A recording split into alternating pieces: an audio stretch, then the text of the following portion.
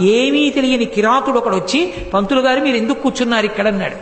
విడిచిపెట్టట్లేదని ఆయన అన్నారు. కింద మనుష్యుడు పైన సింహం ఆయన కోసం అన్నారు. అది ఈ అడవిలో ఉందా అన్నాడు. ఈ అడవిలో ఉంది అన్నారు. అయితే నేను తీసుకొస్తానులేండి, దానికి తపస్సు ఎందుకన్నారు. ఆయన నవ్వి అన్నారు, నువ్వు తీసుకురాగలవా అన్నాడు. రేపు రాత్రిలోగా తీసుకురాకపోతే నా ప్రాణాలు విడిచేస్తాను పంతులు గారు, సరేనా అన్నాడు.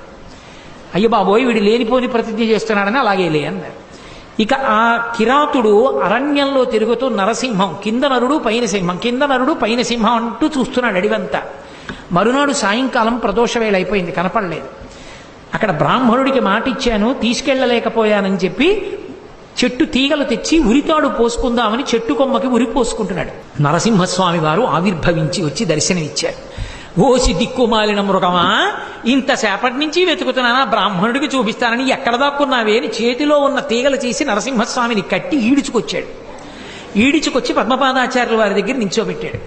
ఆయనకేం కనపడలేదు. ఏమిటి నరసింహస్వామి వచ్చారంటే ఏమిటన్నారు.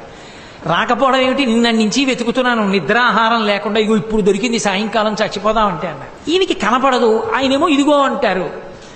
అప్పుడు ఆయన కనపడలేదు, మాట వినపడింది పద్మపాదాచార్యుల వారికి.